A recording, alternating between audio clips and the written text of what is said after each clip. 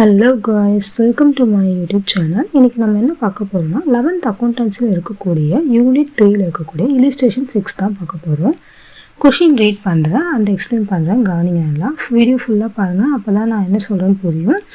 Journal கண்டிப்பாக எக்ஸாமுக்கு வரும், ஸோ மிஸ் பண்ணிவிட்டு ஃபீல் பண்ணாதீங்க அப்புறமா, ஓகேங்களா.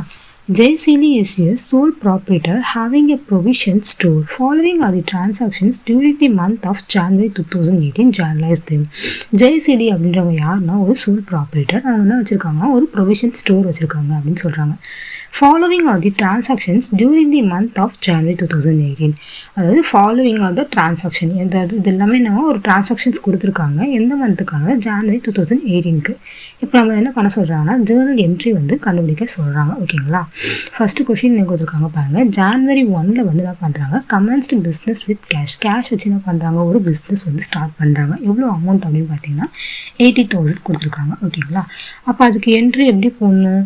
ஃபஸ்ட்டு வந்து நம்ம என்ன எழுதணும்னா ஹெட்டிங் எழுதணும். இந்த புக்ஸ் ஆஃப் ஜெயசீலி, இது வந்து யாரோட புக்கு அப்படின்றத எழுதணும், ஓகேங்களா. நம்ம யாரோட புக்கு போட போகிறோம்? ஜெயசீலிக்கு தான் வந்து போட போகிறோம். அப்போ இந்த புக்ஸ் ஆஃப் ஜெயசீலி அப்படின்னு எழுதணும். இப்போ கொஷினில் ரவி கொடுத்துருக்காங்கன்னா அப்போ ரவிக்கு எழுதணும், இந்த புக்ஸ் ஆஃப் ரவி. அந்த மாதிரி நேம் வந்து சேஞ்சஸ் ஆகும் எல்லா சமுக்கும். அடுத்து நான் எழுதணும் கீழே ஜேர்னல் என்ட்ரிஸ் அப்படின்னு ஹெட்டிங் எழுதணும். ஜேர்னலுக்கு ஃபார்மேட் எல்லாருக்கும் தெரியும் நினைக்கிறேன். ஃபஸ்ட்டு டேட் எழுதணும், பர்டிகுலர்ஸ், எல்எஃப், டெபிட், கிரெடிட். எல்எஃப்னா என்ன? லெட்ஜர் ஃபோலியோ, ஓகேங்களா. ஃபஸ்ட்டு டேட் என்ன கொடுத்துருக்காங்கன்னா 2018 ஜான்வரி 1க்கான என்ட்ரி தான் பார்க்க போகிறோம். பிஸ்னஸ்னால் பண்ணுறாங்க, ஸ்டார்ட் பண்ணுறாங்க கேஷ் வச்சு.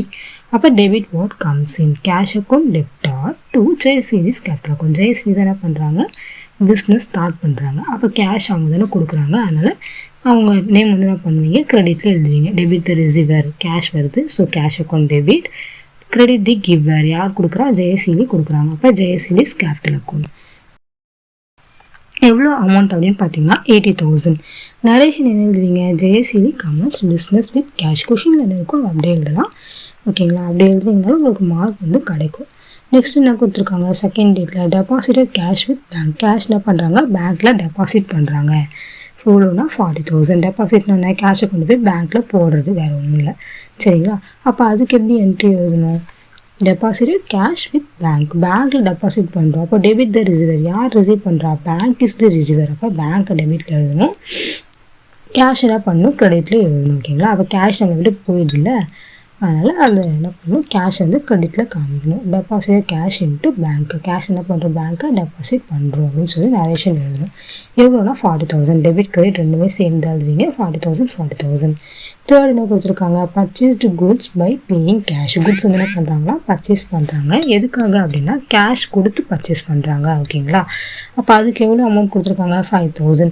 பர்ச்சேஸ் அப்படின்றது ஒன் ஆஃப் த எக்ஸ்பென்சஸ். அப்போ எக்ஸ்பென்சஸ் எல்லாமே நம்ம எங்கே எழுதுவோம், டெபிட்டில் தான் எழுதுவோம். Debit all expenses and losses, ஓகேங்களா. அதுக்கு அடுத்து டு கேஷ், கேஷ்னா ஆகுது நம்மளை விட்டு போகுது, ஓகேங்களா. அப்போ கேஷ் என்ன பண்ணணும், கிரெடிட்டில் காமிக்கணும். எவ்வளோ 5,000 குட்ஸ் பர்ச்சேஸ் பை கேஷ் அப்படின்னு நரேஷன் எழுதணும், ஓகேங்களா.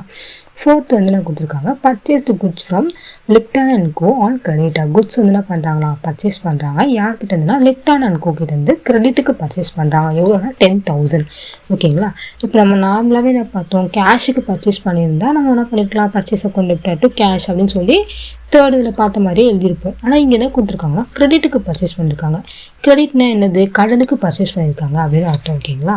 அப்போ எப்படி எழுதணும் அப்படின்னா அந்த கம்பெனியோடைய நேம் தான் எழுதணும், ஓகேங்களா. பர்ச்சேஸ் அக்கௌண்ட் டெப்டா டு லிப்டன் அண்ட் கோ, யார் கொடுத்தா, யார்கிட்டேருந்து பர்ச்சேஸ் பண்ணியிருக்காங்க, லிப்டன் அண்ட் கோ கிட்டேருந்து தான் என்ன பண்ணியிருக்காங்க, பர்ச்சேஸ் பண்ணியிருக்காங்க. அப்போ அவங்க என்ன பண்ணணும், கிரெடிட்டில் போடணும். ஏன்னா credit the giver, Lipton and co தான் என்ன பண்ணியிருக்காங்க, கடனுக்கு கொடுத்துருக்காங்க. யாருக்குன்னா ஜெயசீலிக்கு. அப்போ என்ன பண்ணணும், பர்ச்சேஸ் அக்கௌண்ட் டெப்டா to Lipton and co account கிரெடிட்டில் எழுதணும், ஓகேங்களா. எவ்வளோனா 10,000. Goods purchased on credit, goods வந்து என்ன பண்ணியிருக்காங்க, கிரெடிட்டுக்கு பர்ச்சேஸ் பண்ணியிருக்காங்க அப்படின்னு நரேஷன் எழுதணும், ஓகேங்களா. நரேஷன் வந்து ரொம்ப ரொம்ப இம்பார்ட்டன்ட். அப்போ தான் நமக்கு வந்து எப்போ பிஸ்னஸ் வந்து என்ட்ரிஸ் எடுத்து பார்த்தாலுமே நமக்கு என்ன தெரியும், நம்ம இந்த என்ட்ரி எதுக்காக போட்டிருக்கோம் அப்படின்றது நமக்கு தெரியும், ஓகேங்களா. அதுக்காக தான் நரேஷன் போடுறது. நரேஷன்னா ஒன்றும் இல்லை, இந்த ப்ராக்கெட்டில் கொடுத்துருக்காங்க பார்த்தீங்களா, இதெல்லாம் தான் நரேஷன். ஃபிஃப்த் வந்து என்ன கொடுத்துருக்காங்கன்னா sold goods to Joy and received cash. Goods வந்து என்ன பண்ணியிருக்காங்களா, சேல் பண்ணியிருக்காங்க. யாருக்குன்னா ஜாய் அப்படின்றவங்களுக்கு. அது மூலிமா என்ன பண்ணியிருக்காங்க, கேஷ் வந்து ரிசீவ் பண்ணியிருக்காங்க. எவ்வளோனா 11,000. இப்போ சேல்ஸ் வந்து நம்ம பர்ச்சேஸ் எப்படி டெபிட்டில் எழுதுறோமோ அதே மாதிரி சேல்ஸ் என்ன பண்ணணும்னா கிரெடிட்டில் எழுதணும். இப்போ என்ன பண்ணியிருக்காங்க, ரிசீவ் பண்ணியிருக்காங்க, கேஷ் வந்து ரிசீவ் பண்ணியிருக்காங்க. நமக்கு கோல்டு ப்ரூட்ஸ் என்ன சொல்லியிருக்காங்க, டெபிட் தி ரிசீவர் அப்படின்னு சொல்லியிருக்காங்க. அப்போ ரிசீவ் பண்ணுறது என்ன பண்ணணும், டெபிட்டில் காமிக்கணும். இங்கே எதை ரிசீவ் பண்ணுறாங்க, கேஷை ரிசீவ் பண்ணுறாங்க. என்ன சேல் பண்ணுறாங்கன்னா குட்ஸை வந்து சேல் பண்ணுறாங்க. அப்போ சேல்ஸ் அக்கௌண்ட் என்ன பண்ணணும், கிரெடிட்டில் காமிக்கணும். Cash account debtor to sales account.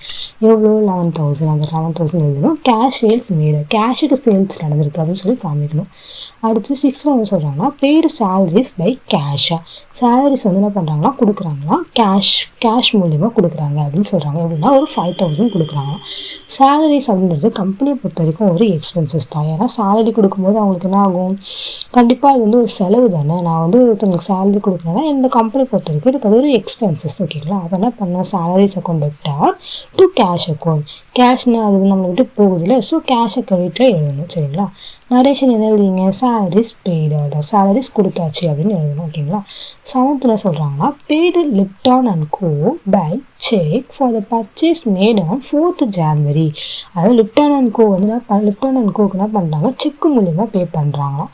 என்ன எதுக்காக பே பண்ணுறாங்க, பர்ச்சேஸ் மேட் ஆன் 4th என்ன பண்ணியிருக்காங்க, 4ஆம் தேதி வந்து பர்ச்சேஸ் பண்ணியிருக்காங்க. 4th என்ட்ரியில் பாருங்கள், purchase goods from Lipton and co on கிரெடிட்டுக்கு பர்ச்சேஸ் பண்ணியிருக்காங்கன்னு காமிச்சிருந்தோம்ல, அந்த அமௌண்ட் என்ன பண்ணுறாங்க 7ஆம் தேதி பே பண்ணுறாங்க. Paid Lipton and co by cheque. கேஷாக பே பண்ணல, எது மூலியமாக பே பண்ணுறாங்க, செக் மூலியமாக பே பண்ணுறாங்க. ஓகேங்களா, for the purchase made on 4th January நடந்திருக்கு. அதுக்கு என்ன பண்ணுறாங்க, இப்போ செக்கு மூலியமாக பே பண்ணுறாங்க அப்படின்னு அர்த்தம். ஓகேங்களா, அப்போ debit the receiver. Lipton and கோக்கு தானே லிப்டான் அண்ட் கோக்கிட்ட இருந்தால் கடனுக்கு வாங்கியிருந்தோம். அப்போ லிப்டான் அண்ட் கோக்கு தானே நம்ம கொடுப்போம். அப்போ அதை என்ன பண்ணணும், டெபிட்டில் எழுதணும்.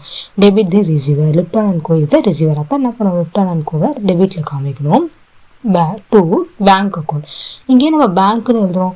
கேஷுக்கு பே பண்ணியிருந்தாங்கன்னா கேஷுன்னு எழுதணும். அவங்க செக் மூலியமாக பே பண்ணனால நம்ம என்ன பண்ணணும், பேங்க்குன்னு தான் எழுதணும். ஓகேங்களா, எவ்வளோ அமௌண்ட்னா 10,000. Payment made by cheque. Payment எது மூலியமாக நடந்திருக்கு, செக்கு மூலியமாக நடந்திருக்கு அப்படின்னு காமிக்கணும். ஓகேங்களா, அடுத்து 8ஆம் தேதி பாருங்கள், பாட் ஃபர்னிச்சர் பை கேஷ். ஃபர்னிச்சர் வந்து என்ன பண்ணுறாங்கன்னா வாங்கியிருக்காங்க கேஷுக்காக. எவ்வளோன்னா 4,000 ரூபாய்க்கு வாங்கியிருக்காங்க. சரிங்களா, அப்போ ஃபர்னிச்சர் அப்படின்றது வந்து நமக்கு என்ன இருக்குது, ஒரு பொருள் வந்து நம்மக்கிட்ட வந்திருக்கு. இப்போ நம்ம ஃபர்னிச்சர் வாங்குறோன்னா என் கம்பெனிக்குள்ளே என்ன இருந்திருக்கும், ஒரு ஃபர்னிச்சர் வாங்குறோன்னா ஃபர்னிச்சர் வந்திருக்கும். இல்லை வந்து நான் வேறு ஏதாவது ஒரு பொருள் வாங்குறேன்னா அந்த பொருள் எது நான் இருக்கும் என் கம்பெனிக்குள்ளே வந்திருக்கும். அப்போ இந்த இடத்துல பர்ச்சேஸ்ன்னு எழுதக்கூடாது, ஃபர்னிச்சர் எழுதணும். ஏன்னா என்ன பொருள் வாங்கியிருக்காங்களோ அந்த பொருள் தான் எழுதணும். ஓகேங்களா, அப்போ debit all expenses and losses. நான் ஃபர்னிச்சர் பார்க்கும்போது எனக்கு என்ன ஆகும், கண்டிப்பாக அது வந்து ஒரு எக்ஸ்பென்சஸ் மாதிரி தான். அதனால் அது நம்ம என்ன பண்ணலாம், ஃபர்னிச்சர் அக்கௌண்ட்டில் எழுதணும். To cash account. கேஷ் என் கிரெடிட்டில் வருது, கேஷ் கொடுத்து தான் நான் வந்து அந்த ஃபர்னிச்சரை வாங்கியிருக்கேன். இப்போ கேஷ் என்னை விட்டு போகுதில்ல, அப்போ debit what comes in, furniture உள்ளே வந்திருக்கு. Credit what goes out. எது என்னை விட்டு போயிடுச்சு, கேஷ் என்னை விட்டு போயிடுச்சு. ஓகேங்களா, அதனால 4,000 காமிக்கணும். அடுத்து ஃபர்னிச்சர் போர்ட் ஃபார் கேஷ். அது ஃபர்னிச்சர் என்ன பண்ணியிருக்கோம், வாங்கியிருக்கேன் கேஷுக்கு அப்படின்னு சொல்லி நரேஷன் எழுதணும். 9 டேட் என்ன சொல்லியிருக்காங்கன்னா paid electricity charges by cash. Electricity charges வந்து என்ன பண்ணுறாங்க, பே பண்ணுறாங்க. எதுக்காக, எது கொடுத்தனா கேஷை கொடுத்து பே பண்ணியிருக்காங்க. எவ்வளோனா 1,000. நம்ம இப்போ கம்பெனியில் இருக்கோம், நம்ம கண்டிப்பாக என்ன ஆகும், எலக்ட்ரிசிட்டி சார்ஜஸ் அதெல்லாமே ஒரு எக்ஸ்பென்சஸாக தான் நம்ம ட்ரீட் பண்ணுவோம். இப்போ நான் எலக்ட்ரிசிட்டி கொடுக்குறேன்னா அது எனக்கு ஒரு எக்ஸ்பென்சஸ் தானே. அதனால் என்ன பண்ணுறோம், electricity charges account debtor to cash account. Cash கொடுத்து தான் நான் வந்து என்ன பண்ணுறேன், எலக்ட்ரிசிட்டி பே பண்ணுறேன். அப்போ கேஷ் வந்துட்டு போகுது. ஸோ கேஷ் என்ன பண்ணணும், கிரெடிட்டில் காமிக்கணும். அடுத்து 10 டேட்டில் என்ன சொல்லியிருக்காங்கன்னா bank paid insurance premium as per standing instruction. Bank என்ன பண்ணுதான், பே பண்ணுதான், இன்சூரன்ஸ் ப்ரீமியம் வந்து பே பண்ணால் ஆஸ் பர் ஸ்டாண்டிங் இன்ஸ்ட்ரக்ஷன். எதுக்காகனா ஸ்டாண்டிங் இன்ஸ்ட்ரக்ஷன் மூலிமா அவங்க சொல்லியிருக்காங்கன்றதுக்காக என்ன பண்ணுது, பேங்க் வந்து ஏதோ இன்சூரன்ஸ் சம்திங் பே பண்ணுது. ஓகேங்களா, இவ்வளோனா ஒரு 300 பே பண்ணுது. அப்போ இன்சூரன்ஸ் ப்ரீமியம் பே பண்ணுறாங்க அப்படின்னும் போது அது ஒரு எக்ஸ்பென்சஸாக தான் இருக்கும். ஓகேங்களா, insurance premium account debtor to bank account. இங்கே ஏன் பேங்க் நம்ம போடுறோம், ஏன்னா பேங்க் தான் என்ன பண்ணுது, பே பண்ணுது. Debit the receiver, credit the giver. யார் கொடுக்குறா, பேங்க் தான் கொடுக்குது. அப்போ என்ன பண்ணணும், பேங்க்கு கிரெடிட்டில் போடணும். ஓகேங்களா, 300 இன்சூரன்ஸ் ப்ரீமியம் பே அப்படின்னு சொல்லி நரேஷன் எழுதணும். இது எல்லாமே உங்களுக்கு புரியணும் அப்படின்னா மெயின் கான்செப்ட் கோல்டன் ரூல்ஸ் தான். கோல்டன் ரூல்ஸ் போய் பாருங்கள், அது பார்த்து நல்லா புரிஞ்சுக்கிட்டிங்கனாலே ஜேர்னல் ரொம்ப ரொம்ப ரொம்ப ஈஸி.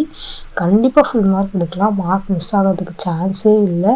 நான் அடுத்தடுத்து வீடியோ போடுறேன், ஃபுல்லாக பாருங்கள். பார்த்துட்டு புரிஞ்சால் ரெட் டாட் கமெண்ட் பண்ணுங்கள். புரியல அப்படின்னா என்ன சம் டவுட்டோ எதில் டவுட்டோ அதை சொல்லுங்கள். நான் அதே உங்களுக்கு என்ன பண்ணுறேன், வீடியோ போடுறேன். ஓகேங்களா, உங்கள் ஃப்ரெண்ட்ஸ்க்கும் ஷேர் பண்ணுங்கள், அவங்களும் தெரிஞ்சுக்கிட்டோம், மார்க் எடுத்து நல்லா இருந்தோம். தேங்க்யூ, தேங்க்ஸ் ஃபார் வாட்சிங்.